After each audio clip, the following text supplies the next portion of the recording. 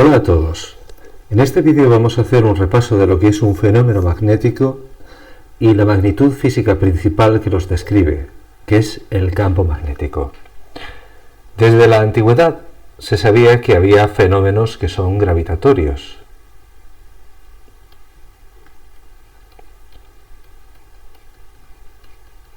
Entre ellos estaban, por ejemplo, el hecho de que un objeto puede caer. Si dejáis caer una piedra, la piedra cae al suelo. Con el paso del tiempo, cuando llegó Newton, se entendió que los fenómenos gravitatorios no solamente estaban relacionados con la caída de los objetos, sino también con el movimiento de los planetas y los satélites. Movimiento de planetas, satélites, etc. Y también se entendió, por ejemplo, que las mareas, la forma de los planetas, es decir, que sean esféricos, tenía que ver con la gravedad. Se descubrieron también, estamos hablando de la época de la Grecia clásica, fenómenos eléctricos. De hecho, la palabra eléctrico viene del griego, de una palabra que se usa para el ámbar. Los fenómenos eléctricos son, por ejemplo, un rayo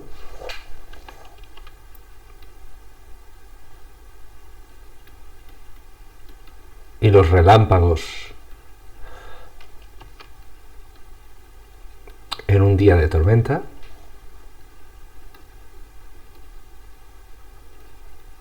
Esos son dos ejemplos. Ya sabéis que la diferencia entre un rayo y un relámpago es que el rayo es desde el cielo hasta el suelo y el relámpago es entre una parte de una nube y otra o entre dos nubes.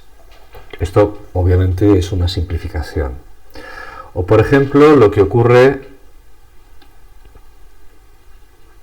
cuando nos quitamos un jersey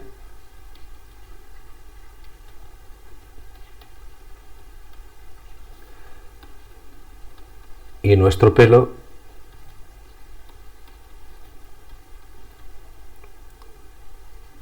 se queda atraído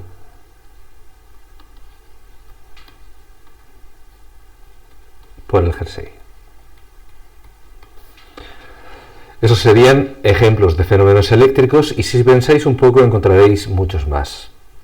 ¿Qué tenían en común estos? Pues que las leyes para describirlos se encontraron relativamente pronto. Las teorías involucraban además magnitudes como G, que es el campo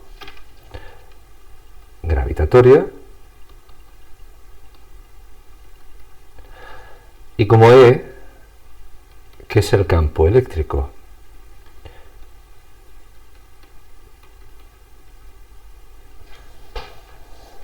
Pero hay fenómenos que no son gravitatorios y no son eléctricos.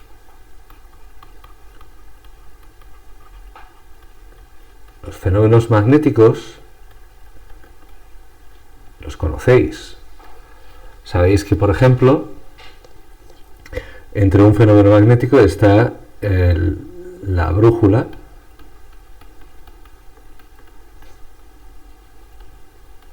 apunta a los polos terrestres. Si bien los polos geográficos no están exactamente donde apuntaría una brújula, pero eso es otra cuestión. O por ejemplo, un imán pegado en la puerta de una nevera,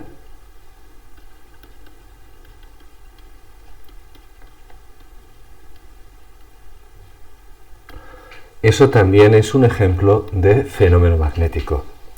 Uno puede preguntarse si existe una magnitud física que caracteriza los fenómenos magnéticos. La respuesta es que sí, sí la hay. Se llama campo magnético y se representa con la letra B mayúscula. Es una magnitud vectorial, es decir, tiene un módulo, tiene una dirección, tiene un sentido, y la unidad del sistema internacional es el Tesla, por Nikola Tesla. Esa es la unidad del sistema internacional de unidades. Hay más unidades, pero nosotros vamos a usar exclusivamente esta unidad, el Tesla. Bien, la cuestión, eso es lo interesante, es que las leyes para el campo magnético son más complejas que las leyes para el campo eléctrico o para el campo gravitatorio. Bastante más complejas. Por eso tenemos que estudiar el campo gravitatorio y el campo eléctrico por un lado, porque se parecen mucho entre ellos, y el campo magnético tenemos que estudiarlo por un lado distinto, porque su comportamiento es bastante diferente en algunas cosas del comportamiento del campo gravitatorio o el campo eléctrico. Bien, pensad en esto. Esto que estoy dibujando es una simplificación de lo que es un imán. Y cuando tenemos un imán y colocamos una brújula, ocurre algo bastante curioso.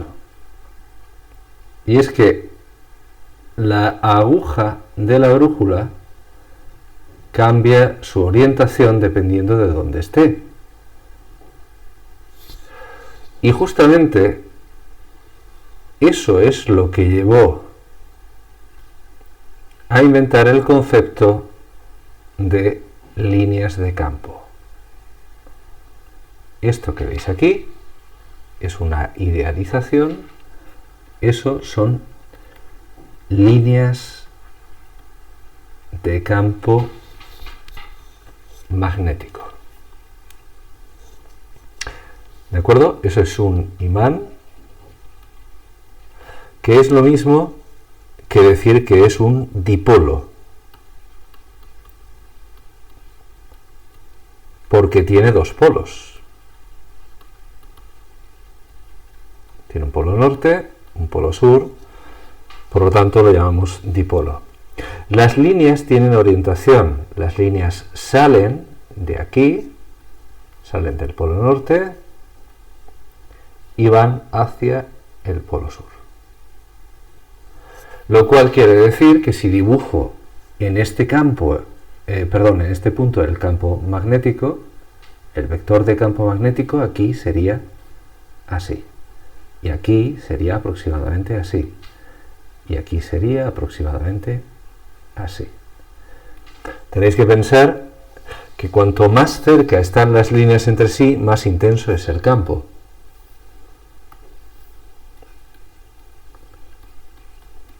Cuanto más cerca están las líneas,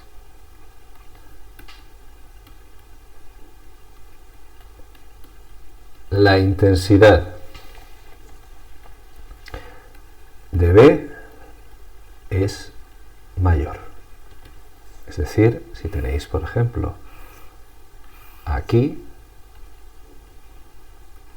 imaginad que estas son las líneas de campo, aquí B es mayor y aquí B es menor.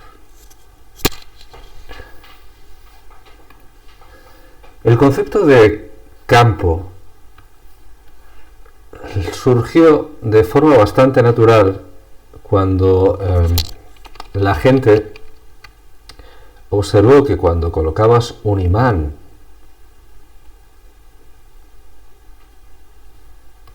con su polo norte, su polo sur, y usabas limaduras de hierro, es decir, trozos de hierro muy pequeñitos, los trozos de hierro se repartían de una manera muy característica. Pensad que este dibujo es solamente una idea aproximada, evidentemente. Lo mejor es buscar una fotografía o ver vídeos que hay en internet que muestran muy bien cómo se distribuyen las limaduras de hierro. Pues bien, la idea básica que tenemos aquí es que esas líneas representan algo que existe aunque ahí no haya hierro, aunque no haya ningún tipo de material ahí. De ahí viene el concepto de línea de campo. Ahora hay una cosa que quiero señalar. Nosotros hemos llamado B, lo hemos llamado campo magnético. O también intensidad de campo magnético. Es el nombre que vamos a utilizar en clase.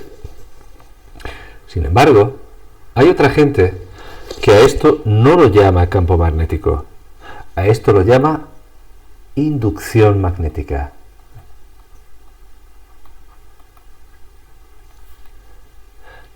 Y llaman campo magnético, es decir, lo que tenéis aquí, exactamente eso, lo usan para referirse a otra cosa, a otro campo distinto de B, aunque está relacionado. Es decir, a esto lo llaman campo magnético, los demás, pero nosotros a esto lo llamamos excitación magnética.